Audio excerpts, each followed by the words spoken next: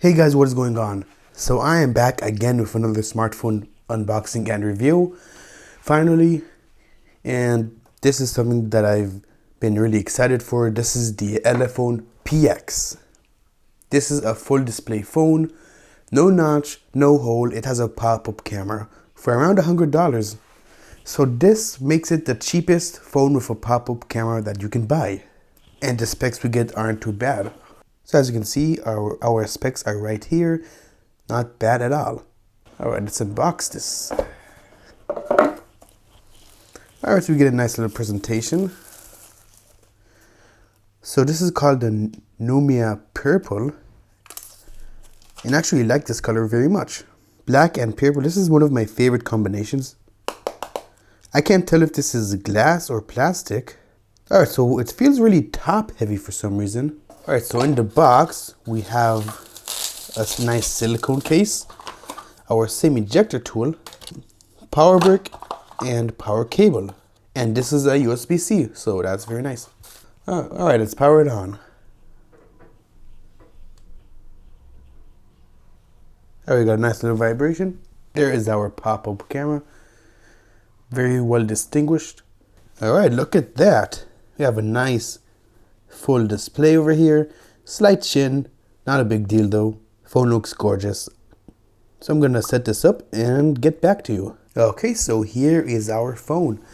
First impressions, the screen actually looks pretty nice. You wouldn't even be able to tell if this is an OLED or an LCD by first glance because it's that good. Elephone does make some good stuff, that's for sure. I mean, I wish it was faster. They could have added the Hilo P60 and not make it that much more expensive. You know, the Hilo P23, it's also pretty decent. But it is, you know, it's not the fastest for daily use. So what we're going to do is we're going to do what we always do. Just make the animations faster.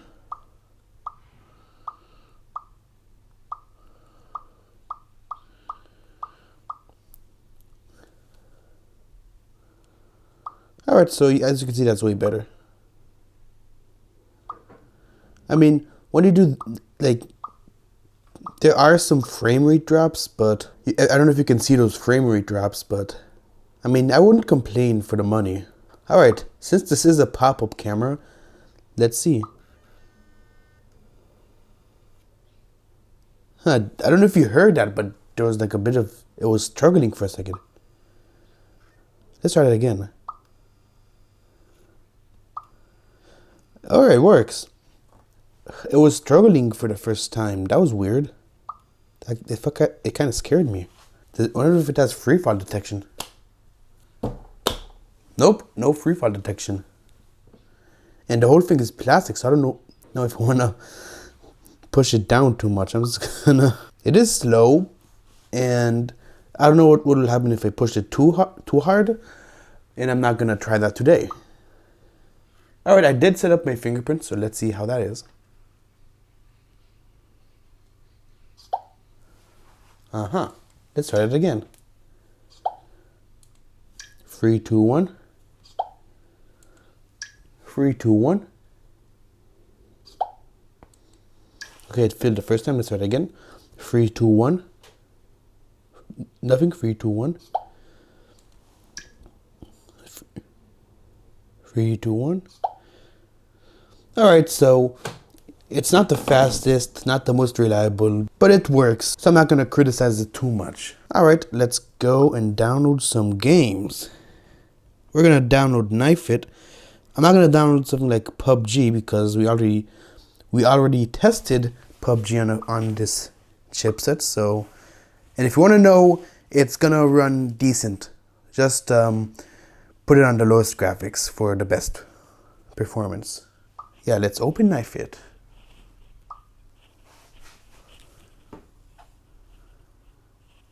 Okay, I just love the way the screen looks.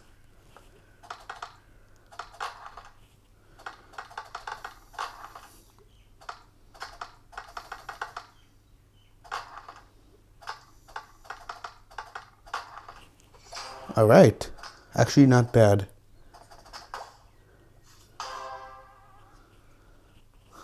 Alright, Actually, let's try Wind Rider. So it's actually a pretty pleasant phone to use. I'm actually considering using this as my main device. Only problem is that battery size. I don't know if it's gonna suffice, but we're gonna see. Okay. If you don't know what this game is, it's like a mix between an arcade game and something like PUBG, because it is pretty graphic intensive, but it is considered an arcade game based on the premise of the game. And as you can see, it does lag, so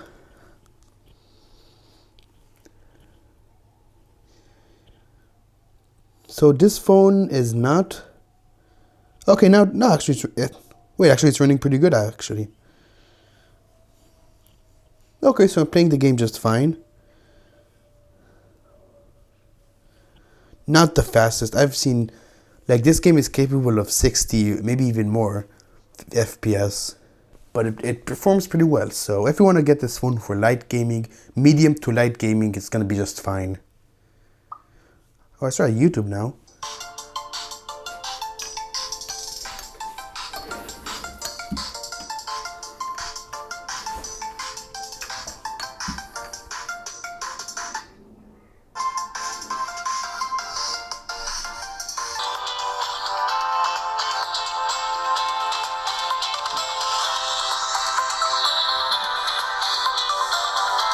The speaker isn't the loudest. We have a single firing speaker on the bottom, no dual speakers, even though the grill is pretty long.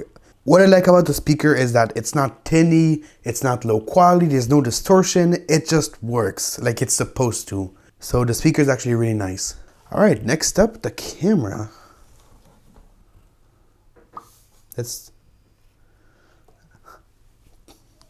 these are... I just love this pop-up. Alright, first selfie. Alright, time to go outside.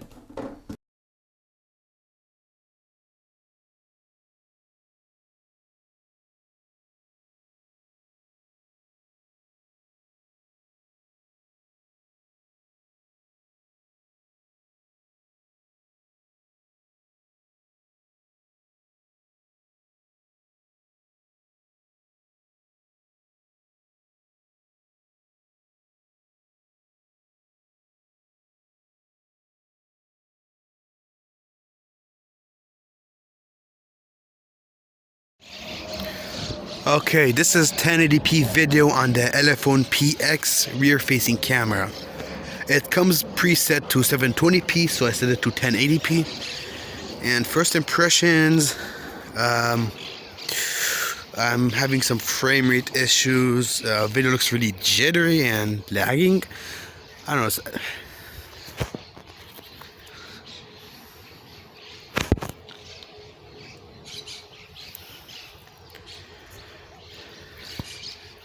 Maybe on the PC it'll look better. Let's try on 720p, because it looked better on 720p for a second in the preview. Hold on. Alright, this is 720p, and actually maybe it works slightly better. I don't know. The video here isn't really that good, even though I want it to be good so bad, but unfortunately it isn't. I mean, I guess it's decent, but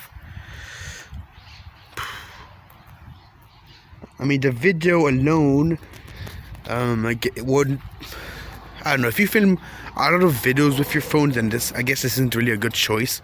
You could try a third-party video app or photo app.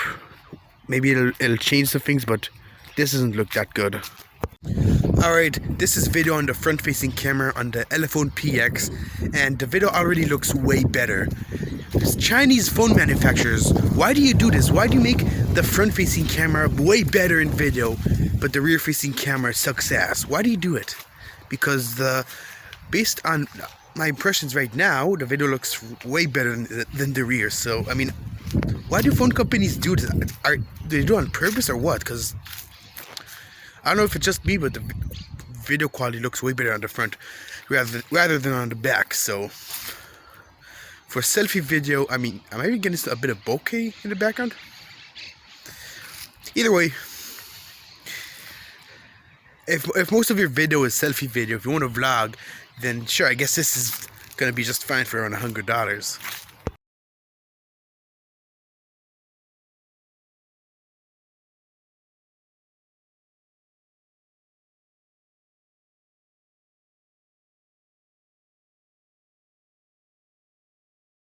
Okay, so I guess that's pretty much it. I did test the conning just now, and the earpiece works just fine. I think it's slightly quieter than average, so you might have a hard time hearing phone calls in public. Don't get me wrong, it's not a bad earpiece, but I have heard louder. So anyway, should you get this phone? And I'm gonna say yes. You can get this phone for around $115. It might be even cheaper today. I mean, the only downside, of course, is the build quality. I mean, this is, don't get me wrong, this is like a pretty premium viewing device. It feels heavy. You can't tell this is plastic at first glance. I mean, when you hold it for the first time. And it is cool that we get this full display design with a pop-up camera for that cheap. Two main downsides is the audio. I mean the speakers, both the top and bottom. It's not a deal breaker because when you're sitting at home, it's relatively quiet. You're gonna hear it just fine. Worst case, you can just get wireless earpods or whatever. The second downside would be the chipset. I mean, it is a pretty decent chipset. I mean, the phone runs. It doesn't lag. It's just slower than something like a P60. But for most people, it's gonna be fine. I mean, this is a budget phone after all. But if you want an overall better phone, then I recommend the Umidigi X. This is around $150, and for that we get a middle glass design, AMOLED display, in-display fingerprint sensor, better speakers, and a Helio P60. And let me tell you guys, this chipset is really fast. It is really fast. The only downside with this chipset is the phone does stutter. It does freeze from time to time, but other than that, it is good. It is great. But if you want a cheaper phone, then you won't be disappointed with this. As long as you're not used to something like a flagship phone that's around $1,000. So remember, this is a budget phone, so of course there are going to be compromises. But as an overall device to use daily, I'd say it's perfectly fine. I don't know about longevity, so I can't promise you it's going to last for years and years. But for now, based on how I use it today, I mean, it's perfectly fine now. I just wish the battery was a bit bigger, but I started the video at around 40%, and now it's 31%. So the battery doesn't drain that fast, and that is thanks to our power-efficient Helio P23. So yes, you should get this phone if you're looking for something about around $100, $100, $110, $115. Around that price, I'd say the phone is worth it. So thank you so much for watching, and I will see you in the next video. Peace.